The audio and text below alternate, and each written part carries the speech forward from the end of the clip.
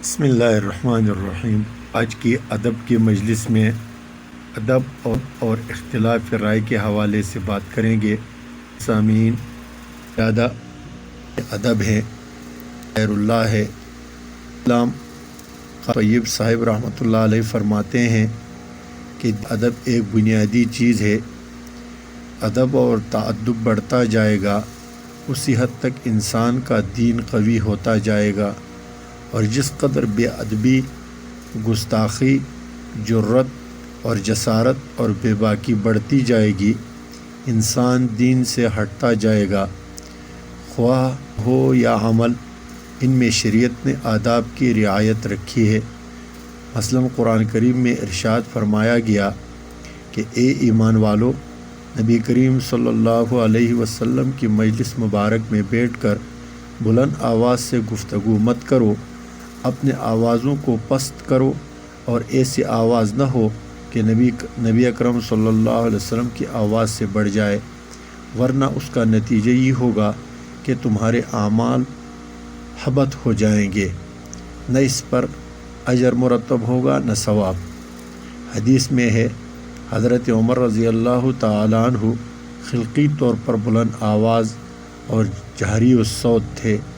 آواز ہی اس طرح بلند تھی کہ آہستہ بولتے تو ایسا معلوم ہوتا کہ زور سے بول رہے ہیں، لیکن اس آیت کے اترنے کے بعد اتنا آہستہ بولنے لگے کہ بعض دفعہ کان لگا کر سننا پڑتا، اور فرماتے مجھے یہ خوف ہے کہ کہیں میری آواز بلند ہو جائے اور میرے اعمال حبط نہ ہو جائے۔ اس سے مسئلہ نکل آیا کہ ادب سب سے بڑی چیز ہے۔ حقیقتاً تو ادب حق تعالی شانہ کا ہے، عظمت والی ذات اللہ ہی کی ہے، اس واسطے کہ اس کے بارگاہ میں ادب اور تواضع چاہیے۔ پھر جس چیز کو اللہ سے نسبت ہوتی جائے گی، اس کا ادب قائم ہوتا جائے گا۔ مثلاً قرآن کریم کا ادب قائم کیا گیا کہ لا یمسہ الا المطہرون۔ اگر حالت جنابت تک نجاست پہنچ گئی تو تلاوت بھی ناجائز ہو گئی، گویا زبان بھی پاک نہ رہی۔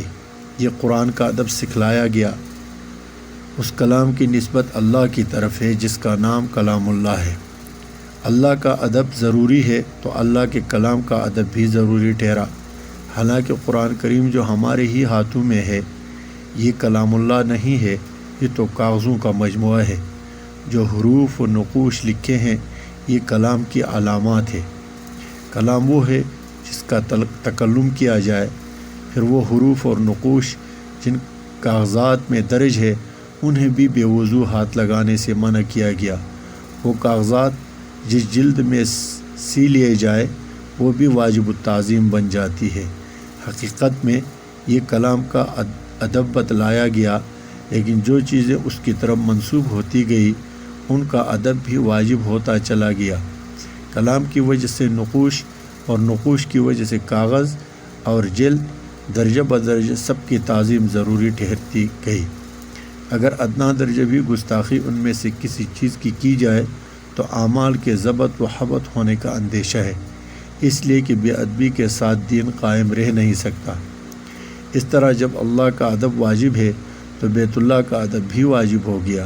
اللہ کا گھر یہ نسبت جب آ گئی تو ادب لازم ٹھہرا۔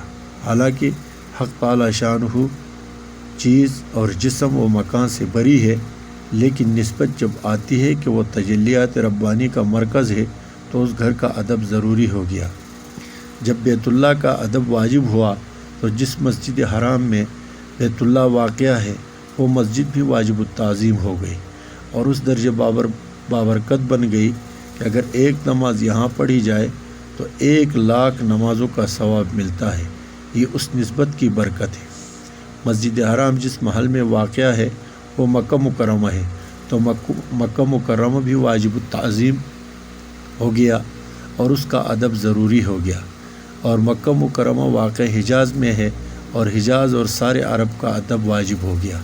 حدیث میں فرمایا گیا، حب العرب من الایمان و بغض العرب من النفاق۔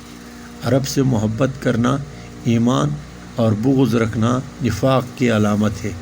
غرض درجہ بدرجہ سارے آداب واجب ہوتے چلے گئے۔ اگر بے ادبی اور گستاخی کسی ایک میں بھی آ گئی تو دین کا باقی رہنا مشکل ہو جائے گا۔ یہ سب سے پہلا ادب ہے جو انسان کی ایمان، انسان کے اعمال کے لیے ضروری ہے، اور ان کو شعائر اللہ کا ادب کہا جاتا ہے۔